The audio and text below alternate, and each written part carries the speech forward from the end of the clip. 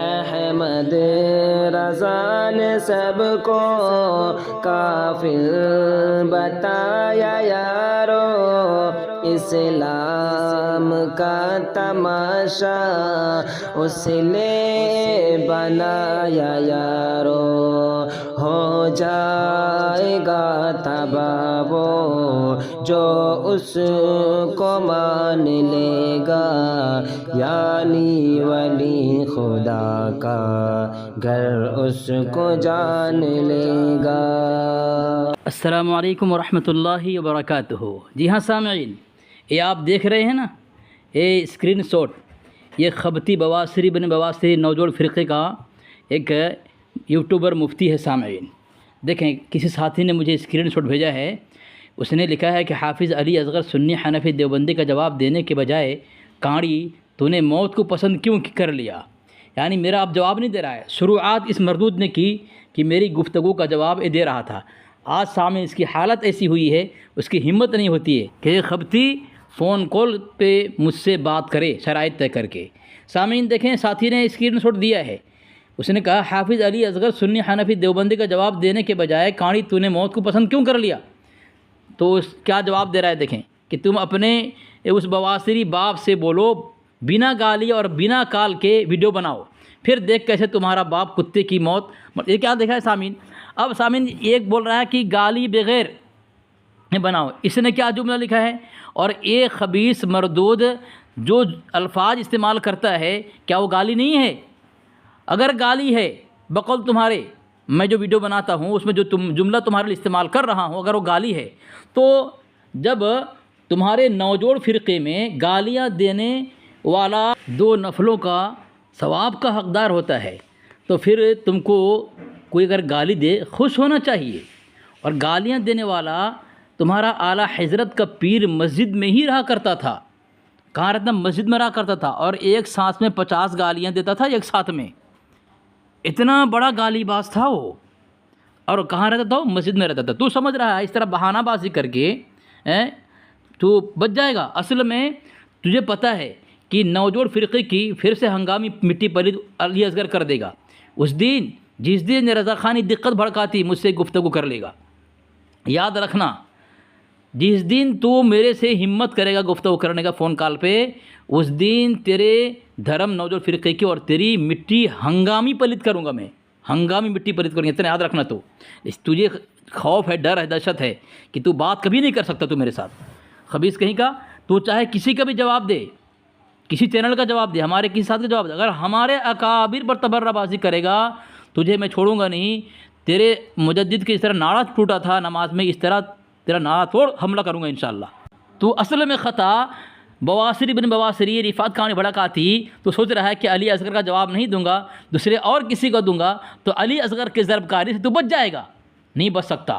سامعین، اس مردود نے یہ کسی ساتھی کا جواب دیا ہے، اور جواب میں کس طرح اس نے خود اس نے گمراہ کیا ہے اور اپنی طرف سے بات پیش کیا ہے۔ سامعین پہلے اس کی ریکارڈنگ سنیں، پھر میں آگے اس کا جواب دیتا ہوں۔ اپنی انہی آنکھوں سے دیکھیں گے اور سمجھنے کی کوشش کریں گے کہ کیا واقعتاً ان عبارتوں میں خرابیاں ہیں، کمیاں ہیں۔ اگر خرابیاں اور کمیاں ہیں تو اسی ویڈیو میں ہم ان عبارتوں سے اعلان برات کا اظہار کریں گے اور مفتی صاحب سے گلے ملیں گے۔ گلے تو آپ تب ملیں گے نا جب آپ غلط کو غلط کہنے کا حوصلہ رکھتے ہوں، لیکن سچ یہ ہے کہ آپ کا مقصد نہ تو غلط کو غلط کہنے کا ہے اور نہ ہی مفتی صاحب سے گلے ملنے کا ہے۔ آپ کا مقصد اپنے اکابر کی ان عبارتوں کو جو تفریق کی بنیاد ہیں انہیں منمانے طریقے سے بے غبار اور درست ثابت کرنا ہے اور اپنی سنا کر نکل جانا ہے۔ سامعین سنا آپ نے کیا کہا کہ غلط کو غلط نہیں کہتے ہم لوگ، اپنی سنا کر نکل جاتے ہیں۔ وہی تو ہم تجھ سے کہتے ہیں خبتی، تو نے آج تک کبھی غلط کو غلط کہا؟ بتانا تو۔ جب میں حسام الحرامی بن کتاب کی عبارت جو تیرے مجدد نے 18-20 سال کی لڑکی کیوں دیکھنے والی گندی آنکھوں سے کہہ رہا، میں نے خود دیکھا، فتویٰ گنگوئی کا موجود ہے اور کئی ادارے چھپی ہے کہ جو اللہ تبارک و تعالیٰ کو بے الفل جھوٹا مانے، گنگوئی رحمۃ اللہ پر الزام لگا کر مردود تیرا نوجل مجدد کہہ رہا ہے کہ وہ نہ کافر ہے، نہ گمراہ ہے، نہ فاسق ہے۔ تو نے آج تک جواب نہیں دیا اور دوسرے پر الزام لگا رہے تو کہ تم غلط کو غلط نہیں کہو گے، غلط کو غلط کہو گے تبھی نہ تم گلے لگاؤ گے، تو کہہ رہا ہے تو غلط کو غلط کیوں نہیں کہتا؟ تیرے مجدد جو حرامی پن کتاب لکھی ہے اس کتاب میں جو جھوٹ بول کر گیا، تو آج تک تیری سور تھوتری کو تو نے سی رکھا ہے، کھول نہیں رہا ہے۔ اب تو کس طرح صحیح بیان سے کام لے رہا ہے، آگے میں تجھے دیکھتا ہوں تیری دھجیاں کیسے اڑاؤں گا۔ دیکھ خبیث، تو ڈرتا ہے مجھ سے بات کرنے فون پہ۔ دیکھ اب میں سامعین سنیں یہ کس طرح، یہ آگے کس طرح خبت پنہ کیا ہے مردود نے، اس کی میں خبت پنہ کو میں جو ہے کس طرح اس کی بکھرتا ہوں اور دھجے اڑاتا ہوں۔ سامعین سنیں آپ۔ نہیں، اس فتوے کے اندر مولانا رشید احمد گنگوہی رحمۃ اللہ علیہ نے، جو علماء دیوبند کے بڑے اماموں میں سمجھے جاتے ہیں، انہوں نے بہت ہی وضاحت کے ساتھ یہ بات لکھی ہے کہ اگر کوئی یہ عقیدہ رکھتا ہے کہ اللہ جھوٹ بول سکتا ہے تو وہ قطعاً کافر ہے، دین اسلام سے خارج ہے، بلکہ مولانا نے اس کو ملعون بھی لکھا ہے۔ تو یہاں سے بات صاف ہو گئی کہ علماء دیوبند میں سے کسی نے بھی اللہ کے بارے میں یہ نہیں بولا کہ اللہ جھوٹ بول سکتا ہے۔ دیکھ لیں سامعین، یہ کہہ رہے ہیں 2 دن میں ان کتابوں میں بہت تلاش کے بعد بھی مجھے یہ نہیں ملا، بلکہ اس کے خلاف ملا، اور تالیفات رشیدیہ کی عبارت انہوں نے پڑھ کر سنا دی۔ پہلی بات تو یہ ہے کہ ان کتابوں میں 2 دنوں تک تلاش کرنے والی ان کی بات جھوٹی ہے، انہوں نے جھوٹ بولا ہے، کیونکہ اگر یہ سچ مچ بہت تلاش کیے ہوتے تو ان کو یہ ضرور ملتا، مگر چونکہ ان کو حق بیانی سے کام تو لینا نہیں ہے اور نہ ہی اپنے قول کے مطابق ان کو ان عبارتوں سے اعلان برات کرنا ہے، اس لیے بس ان عبارتوں پر صفائی پیش کر کے ان کو نکل جانا ہے۔ یہی ان کا مقصد ہے جس کے مطابق انہوں نے اپنا کام کر دکھایا ہے اس ویڈیو میں۔ لیکن اپنے پاس کی اسی کتاب تالیفات رشیدیہ کے صفحہ نمبر 99 کو دیکھ لیے ہوتے تو آپ کو یہ نظر آ جاتا۔ دیکھیں، مذکورہ صفحہ پر آپ کے اعلیٰ حضرت سے منسوب ایک تحریر میں صاف لکھا ہوا ہے، جیسا کہ آپ خود بھی دیکھ سکتے ہیں، پڑھ سکتے ہیں کہ بس ثابت ہوا کہ کذب داخل تحت قدرت باری تعالی جل وعلا ہے، کیوں نہ ہو وہو علی کل شیء قدیر۔ یہی بات تو بالفاظ دیگر مفتی سلمان اثری صاحب نے کہی ہے۔ سامعین اور ناظرین، کیا اس خبتی نے حق بیانی سے کام لیا؟ نہیں۔ کیوں؟ اس لیے کہ اس کا نوجوڑ اضافی مجدد جس طرح زبردستی شرمگاہ کو نوجوڑ ثابت کیا تھا، اور آج تک اسی نوجوڑ کی پوجا یہ رفعت کہانی بھڑکاتی کرتی ہے۔ یہ نوجوڑ کہاں سے ثابت کیا؟ وہ بتانے سے جان بچا کر کرتی اٹھائے اندھیرے میں غوطہ کھا رہے ہیں لوگ آج تک۔ بالکل اسی طرح نوجوڑ اضافی تحقیق کی طرح ہمارے اکابر پر آج تک کفر کی تحقیق کرتی رہی جو بیکار ثابت ہوئی۔ جن کی ویڈیو کا جواب یہ خبتی دے رہا ہے، وہ امکان کذب کے 2 پہلو، 2 معنی اور 2 عبارت انہوں نے پیش کیا ہے، کہ ایک میں حضرت گنگوہی رحمۃ اللہ علیہ نے یہ کہا کہ جو اللہ تبارک و تعالیٰ کو جھوٹا مانے، جھوٹا کہے، وہ کافر ہے، اور فتویٰ دیا ہے سامعین، اور امکان کذب کی تشریح کی ہے حضرت گنگوہی رحمۃ اللہ علیہ نے، وہ بات انہوں نے رکھی، مگر خبتی صرف ایک پہلو کو رکھ کر زبردستی اکابر اہل سنت دیوبند کو کافر گردان کر خود کفر کے گھاٹ اتر گیا۔ سامعین یہاں جو عبارت پیش کیا تھا انہوں نے، یہ خبتی نے جو عبارت پیش کی سامعین، تالیفات رشیدیہ، اس میں کس طرح دجل کیا ہے، کس طرح خیانت کیا ہے، کس طرح مکر کیا ہے، بالکل کرتی اٹھائے اندھیرے کے اندر سے جو ہے سامعین اس نے یہ کام کیا ہے۔ اندھیرے میں آدمی کیا دکھائی دے گا آدمی کو؟ یہ تالیفات رشیدیہ سے اس نے جو پیش کیا تھا اوپر مکمل عبارت ہے، اس خبتی مردود نے صرف بیچ کی عبارت پیش کی ہے، صرف بیچ کی عبارت پیش کی ہے۔ حالانکہ اوپر اللہ تبارک و تعالیٰ کی قدرت کس طرح بیان کی جا رہا ہے قرآن پاک کی آیت پیش کر کے، کہ آیات و احادیث کثیرہ سے یہ مسئلہ ثابت ہے۔ ایک ایک مثال قرآن و حدیث کی لکھی ہو جاتی ہے۔ ایک جگہ ارشاد جناب باری ہے، قل هو القادر على ان يبعث عليكم عذابا من فوقكم، اور دوسری جگہ ارشاد فرمایا وما كان الله ليعذبهم وانت فيهم۔ سامعین اس آیت کو پیش کیا ہے، اس کا مقصد کیا ہے؟ کیا خبتی اس کو بیان کیوں نہیں کیا؟ یہاں سے ثابت ہوتا ہے کہ اللہ تبارک و تعالیٰ کے متعلق کیا بیان کرنا چاہتے ہیں۔ آیت ثانیہ میں نفی عذاب کا وعدہ فرمایا، اور ظاہر ہے کہ اگر اس کا خلاف ہو تو کذب لازم آئے گا، مگر آیت اولا سے اس کا تحت قدرت باری تعالیٰ داخل ہونا معلوم ہوا، پس ثابت ہوا کہ کذب داخل تحت قدرت باری تعالیٰ جل وعلا ہے، کیوں نہ ہو وہو علی کل شیء قدیر۔ سامعین آگے کو بتا رہا ہے، آگے خلاصہ ہے، یہ مردود مکمل عبارت نہیں پڑھی ہے، خالی تھوڑی آدھی لائن اس نے پڑھی ہے۔ کیا پڑھا؟ پس ثابت ہوا کہ کذب داخل تحت قدرت باری تعالیٰ ہے، اتنا پڑھا، اوپر نیچے سب چھوڑ دیا مردود نے۔ آگے لکھا ہے سامعین دیکھیں احادیث کو دیکھیے کہ عشرہ مبشرہ مثلاً بالیقین جنتی بار ارشاد نبی جو حقیقتاً وحی الہی جل وعلا ہے ہو چکے، پر چونکہ صحابہ کرام جانتے تھے کہ خدائے پاک مجبور نہیں ہے، اس لیے نظر بقدرت و جلال کبریائی ڈرتے ہی رہے۔ اور لکھا حضور صلی اللہ علیہ وسلم کے متعلق ان کے شان میں لیغفر لک اللہ ما تقدم من ذنبک، یہ آیت نازل ہوئی ہے، اس کے بعد وجود بھی اللہ کے نبی علیہ السلام ڈرتے تھے۔ تو سامعین، جب اللہ تبارک و تعالیٰ نے صحابہ کرام کے لیے مغفرت کا وعدہ کر دیا ہے، تو کیا صحابہ کرام کو اللہ تبارک و تعالیٰ کے وعدے پہ یقین نہیں تھا؟ ڈرتے کیوں تھے؟ کیا اللہ تبارک و تعالیٰ کو جھوٹا مانتے تھے؟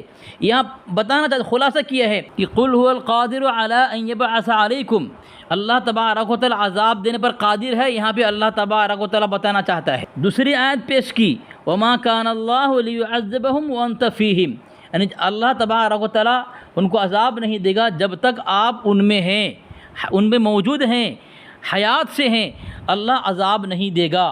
ایک میں عذاب دینے کی بات اور ایک میں عذاب نہ دینے کی بات، تو اسی کو پیش کر رہے ہیں کہ اللہ تبارک و تعالیٰ جو وعدہ کیا ہے اس کے خلاف کرنے پر قادر ہے، اور اسی کو کیا کہتے ہیں؟ کذب۔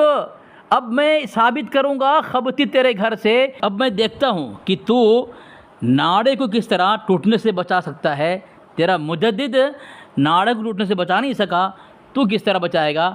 اب دیکھ میں کس طرح تیرے گھر ثابت کر رہا ہوں۔ میں نے جو تالیفات رشیدہ پیش کیا وہاں دو پہلو کو پیش کیا گیا ہے، یہ خبتی اوپر بھی چھوڑ دیا، نیچے بھی چھوڑ دیا، بیچ کا جو ہے بیچ کی آدھی عبارت کو، آدھی لائن کو پیش کیا اس نے، مگر یہ خبتی چونکہ اسے اپنی نسل خطا کا ثبوت پیش جو کرنا ہے، اسی لیے اوپر کا اصل چھوڑ دیا اور بیچ کا بتا دیا، ٹھیک اس کے نوجوڑ اضافی مجدد کی طرح۔ سامعین، یہ فتاوی رشیدیہ ہے، صفحہ نمبر 253 ہے۔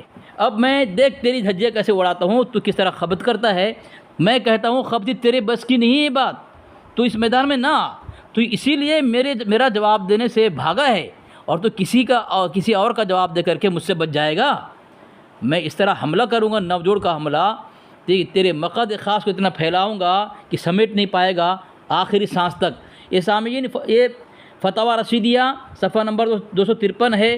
حضرت قطب الاقطاب رشید احمد گنگوئی رحمۃ اللہ علیہ کیا لکھ رہے ہیں دیکھیں، امکان کذب کے متعلق۔ تجھے ننگا کروں گا دیکھا بھی، جس طرح تیرا مجدد ننگا ہوا تو بریل شریر کے اندر۔ لکھتے ہیں ملفوظ امکان کذب بئی معنی کہ جو کچھ حق تعالیٰ نے حکم فرمایا ہے اس کے خلاف پر وہ قادر ہے، اور یہی عقیدہ میں پیش کروں گا غوث پاک رحمۃ اللہ علیہ سے۔ امکان کذب کیا ہے؟ کہ جو کچھ حق تعالیٰ نے حکم فرمایا ہے اس کے خلاف پر وہ قادر ہے، مگر با اختیار خود اس کو نہ کرے گا۔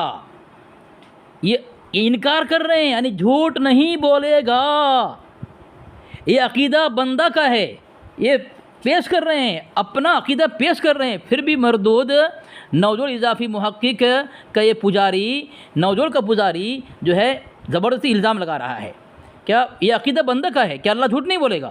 اور اس عقیدے پر قرآن شریف اور احادیث سے صحیحہ شاہد ہیں کہ اللہ جھوٹ نہیں بولے گا، اور علماء امت کا بھی یہی عقیدہ ہے۔ مثلا فرعون پر ادخال نار کی وعید ہے، یعنی جہنم میں اللہ تبارک و تعالیٰ فرعون کو داخل کرے گا، اللہ تبارک و تعالیٰ طرف سے وعید ہے، مگر ادخال جنت فرعون پر بھی قادر ہے، یعنی اللہ تبارک و تعالیٰ فرعون کو جو ہے یہ اللہ نے وعدہ فرمایا ہے، وعید کی ہے کہ اللہ تبارک و تعالیٰ فرعون کو جہنم میں داخل کرے گا، مگر جنت میں داخل کرنے پر قادر ہے، اگرچہ ہرگز جنت اس کو نہ دے گا، لیکن قدرت اللہ کی سلب نہیں ہوئی۔ اور یہی مسئلہ مبحوث اس وقت میں ہے۔ قطب الاقطاب گنگوہی رحمۃ اللہ علیہ کا عقیدہ اب یہاں میں نے پیش کیا ہے، آگے ایک اصول پیش کروں گا، اس سے قبل میں اس کے نوجوڑ محقق کے متعلق پیش کر دوں۔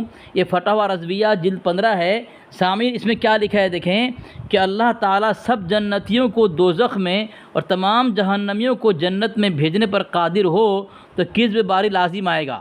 کیا کہہ رہا ہے؟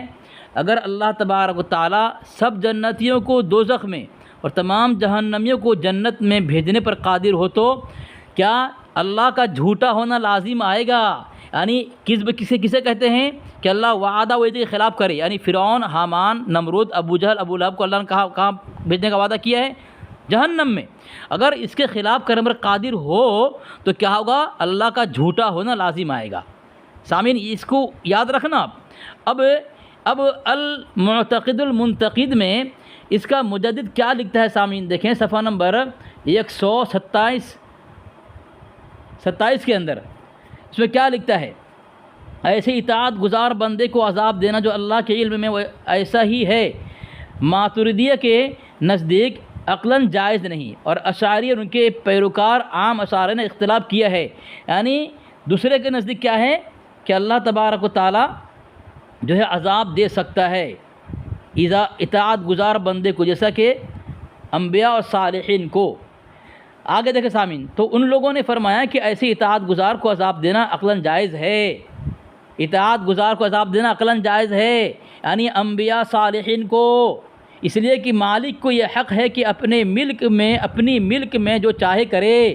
یعنی انبیاء کو بھی، صالحین کو بھی، صدیق شہداء کو بھی عذاب دے. اللہ کی ملک ہے، یہ ظلم نہیں. اس لیے کہ ظلم تو غیر کی ملک میں تصرف کرنا ہے، اور سارا عالم اللہ کی ملک ہے، یعنی انبیاء بھی صالحین بھی. اور اس لیے کہ نہ کسی کی طاعت اس کے کمال کو زیادہ کرتی ہے، نہ کسی کی معصیت اسے کچھ نقصان دیتی ہے، کہ اس وجہ سے وہ کسی کو ثواب دے یا کسی پر عقاب کرے.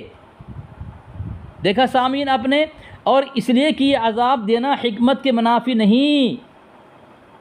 یہ مکمل یہاں پہ بات خلاصہ کر دیا کہ یہاں امکان کذب یہاں پہ ثابت کر دیا کہ اللہ تبارک و تعالیٰ جھوٹ بول سکتا ہے، جھوٹ بولتا ہے. کس طرح سامعین؟ جس طرح میں فتاوی رضویہ کا اصول پیش کر کے ثابت کر دیا. اس کا مجدد یہ کیا کہ جو اگر یہ عقیدہ ہو کہ اللہ تبارک و تعالیٰ جو ہے فرعون حامان کو جہنم میں بھیجے گا تو اللہ تبارک و تعالیٰ جھوٹا ہونا لازم ہوگا. تو یہ عقیدہ کس کا ہے؟ ایک تو عقیدہ اس کا ہو گیا. اور فیوز غوث یزدانی کے اندر کیا لکھا ہے دیکھیں. غوث پاک رحمۃ اللہ علیہ بھی یہی بات کہہ رہے ہیں کہ اگر اللہ تبارک و تعالیٰ انبیاء صالحین کو جہنم میں بھیج دے تو یہ حکمت بالغہ، اس میں چوں چرا کرنے کا کوئی حق نہیں ہے. تو گویا اس کے مجدد کے اس اصول سے، فتاوی رضویہ کے اصول سے، غوث پاک رحمۃ اللہ علیہ بھی جو ہے اللہ تبارک و تعالیٰ جھوٹا مان لیا. اب بچا اپنے نوجوڑ اضافی مجدد کو. اگر خبتی کہے گا کہ اعلیٰ حضرت کا تو وہاں رد اور فتویٰ ہے، تو ہم بھی یہی کہتے ہیں کہ ہمارے یہاں بھی رد ہے اور فتویٰ ہے. اب سامعین دیکھیں، اگر اعلیٰ حضرت کا رد اور فتویٰ ہو تو اس طرح کی عبارت پر اعلیٰ حضرت پر طعن نہیں، تو اس اصول سے ہمارے اکابر پر بھی جو ہے طعن نہیں، وہ بھی بری ہیں. اب سامعین میں کس طرح پیش کر رہا ہوں، یہ جس طرح یہ لوگ پیش کرتے ہیں کہ اس کے اعلیٰ حضرت نے رد کیا ہے، جس طرح سبحانہ سبو ہے اور کئی کتابوں میں، تو جب رد کیا ہے تو ہماری کتاب، تمہاری دوسری کتاب میں تو لکھا ہے اللہ تبارک و تعالیٰ جھوٹ بول سکتا ہے. اس طرح میں نے ابھی پیش کیا المعتقد المنتقد. کیوں کہ فتاوی رضویہ میں کہہ رہا ہے جو ایسا عقیدہ رکھے وہ اللہ کو جھوٹا مان لیا، اور تو المعتقد منتقد میں مان لیا اللہ جھوٹ بولتا ہے. اب سامعین یہ میں نے کتاب دیکھیں، آئینہ اہل سنت، یہ اشرف آصف جلالی ہے اور ابو کلیم محمد صدیق فانی ہے. وہ اس صفحہ نمبر 147 میں کیا لکھتا ہے کہ اور اعلیٰ حضرت کا اس حکایت کی تردید میں فتویٰ موجود ہے، تو اعلیٰ حضرت پر الزام کیا؟ یعنی تیرا اعلیٰ حضرت اگر المعتقد المنتقد میں، یہ فتویٰ رضویہ میں یہ اگر لکھ دے کہ جو ایسا عقیدہ رکھے وہ اللہ تبارک و تعالیٰ جھوٹا مان رہا ہے، تو اس وجہ سے اب یہاں المعتقد المنتقد میں لکھ رہا ہے کہ اللہ تبارک و تعالیٰ جھوٹ بول سکتا ہے. کیوں؟ فتاوی رضویہ کا اصول ہے کہ اگر ایسا مانے کہ صالحین کو عذاب دے گا تو اللہ تبارک و تعالیٰ کا جھوٹا ہونا لازم آئے گا فتاوی رضویہ کے اصول سے. اور یہاں اللہ تبارک و تعالیٰ عذاب دے سکتا ہے انبیاء صالحین کو المعتقد المنتقد کے اندر. تو ایک میں جھوٹا مان لیا اور ایک میں کہا کہ ایسا عقیدہ جھوٹا ہے. تو سامعین اب آئینہ اہل سنت کا اصول کیا ہے کہ اعلیٰ حضرت کا اگر رد میں فتویٰ ہے تو اس کا عقیدہ مانا نہیں جائے گا، اس پر طعن نہیں، اس پر الزام نہیں. جب تمہارا مجدد یہ المعتقد المنتقد میں یہ مان لیا جس سے اللہ تبارک و تعالیٰ جھوٹا ماننا اس کا یہ ثابت ہو گیا، تو تیرا فتاوی رضویہ کا جو اصول ہے اس پر کوئی الزام نہیں ہوگا تو ہمارے اکابر نے جب رد کر دیا ہے کہ جو ایسا عقیدہ رکھے ہم اسے کافر مانتے ہیں، وہ دائرہ اسلام سے خارج ہے، وہ نص قطعی کا منکر ہے، تمام باتیں اس طرح کا پیش کر دیا. جب فتویٰ موجود ہے تو پھر ہمارے اکابر پر الزام کیسا؟ یہ آئین اہل سنت کا وصول پیش کر کے میں نے تیرا ناڑا کو توڑ دیا ہے، جس طرح تیرے مجدد کا ناڑا جو ٹوٹا تھا نماز کی حالت میں. اب خبتی بتا، جب تیرے اعلیٰ کا کسی مسئلے کے خلاف فتویٰ ہو اور پھر وہی مسئلہ خود کر بیٹھے تو اس کا فتویٰ تو اس طرح نوجوڑ مجدد کو بچا لے.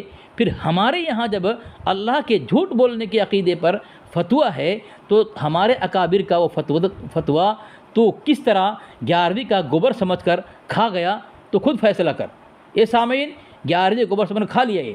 اور آگے دیکھیں، اور اپنی طرف سے مفہوم گھڑ کر اللہ تبارک و تعالیٰ کو کس طرح یہ مردود نوجوڑ محقق نے گالیاں دی ہے کہ نوجوڑ مجدد کو بہانہ مل گیا اور ایسی گندی گندی گالیاں دی. سامعین دیکھیں، یہ سبحانہ سبو کتاب ہے، اس میں جلد 15 ہے. کیا لکھتا ہے سامعین دیکھیں، لکھا ہے رہی دیوبندی کی دلیل ذلیل، وہ اس کی اپنی ایجاد نہیں، امام الوہابیہ کے اختراع خبیث ہے، دیوبندی کا ایجاد نہیں ہے. دیکھیں آگے سامعین کیا لکھ رہا ہے، یہ لکھ رہا ہے جب یہ ٹھہرا کہ انسان جو کچھ اپنے لیے کر سکتا ہے وہابیہ کا خدا بھی خود اپنے واسطے کر سکتا ہے تو جائز ہوا کہ ان کا خدا. دیکھو اب کس طرح ایک بہانہ بنا کر کے، جبکہ وہاں انکار ہو رہا ہے سامعین اور فتویٰ لگایا جا رہا ہے جو اللہ تبارک و تعالیٰ کو جھوٹا مانے وہ کیا ہے؟ وہ کافر ہے. اور یہاں پہ زبردستی فتویٰ لگا کر کے اپنا عقیدہ کس طرح یہ مجدد بیان کر رہا ہے نوجوڑ کہ تو جائز ہوا کہ ان کا خدا زنا کرے، شراب پیے، چوری کرے، بتوں کو پوجے، پیشاب کرے، پاخانہ کرے، استغفر اللہ معاذ اللہ، اپنے آپ کو آگ میں جلائے، دریا میں ڈبوائے، سرے بازار بدمعاشوں کے ساتھ دھول چھکڑ لڑے، جوتیاں کھائے. کوئی اللہ تبارک و تعالیٰ کو جوتیاں کھانے والا یہاں کہہ دیا. سامعین یہ اپنی بھڑاس نکالا ہے، اپنا عقیدہ ظاہر کیا ہے ہمارے اکابر پر تبرہ بازی کر کے، جھوٹ بول کر کے، بہتان بازی کر کے. اگر پھر بھی فتویٰ لگائے گا خبتی تجھے جواب دینا پڑے گا. جب ہمارے اکابر کا فتویٰ رشیدیہ میں ہے کہ ایسا عقیدہ رکھنے والا جو اللہ کو جھوٹا کہے وہ کیا ہے؟ کافر ہے. تو فتویٰ جب موجود ہے تو آئین اہل سنت کا مصنف کہہ رہا ہے جب فتویٰ موجود ہو اس پر تان نہیں ہے، کیونکہ تمہارے مجدد نے کسی حکایت کے تردید میں فتویٰ کیا، جاری کیا، فتویٰ دیا تو اس پر الزام نہیں، ہمارے اکابر پر الزام بھی نہیں ہے. اب سامعین دیکھیں اس کی کتاب میں اگر ہمارے اکابر قطب الاقطاب رشید احمد گنگوہی رحمۃ اللہ علیہ اس کتاب سے، اس عبارت سے اگر کافر ہوتے تو تمہارے یہاں اس کتاب میں دیکھو کیا کہہ رہا ہے کہ ہمارے اکابر کا نام لیا ہے، گنگوہی رحمۃ اللہ علیہ کا نام لیا ہے اور کہا کہ یہ اس کا عقیدہ ایسا ہے کہ اللہ تبارک و تعالیٰ جھوٹ بولتا ہے، اس کے پیچھے نماز جائز ہے یا نہیں؟ تو اس کا عالم لکھتا ہے کہ اس کے پیچھے نماز جائز ہے. سامعین فیصلہ آپ کریں، جو کافر ہوگا اس کے پیچھے نماز ہوگی. نماز کو جائز لکھا ایسے شخص کے پیچھے جو اللہ تبارک و تعالیٰ جھوٹا مانے. اب کاڑی میں نے تیرا اور تیری نوجوڑ قوم کا ناڑا وہ توڑا ہے کہ قیامت تک تو اس ناڑا کو کبھی بھی جوڑ نہیں سکتا، نہ باندھ سکتا ہے. یہ علی اصغر کی ضرب کاری ہے کہ تو کسی بھی ہمارے ساتھی اور چینل کا جواب دینے جائے گا میں اس طرح اضافی نوجوڑ کا اس طرح حملہ کروں گا کہ تیرے ناڑے جو ہیں ٹکڑے ٹکڑے ہو جائیں گے انشاءاللہ.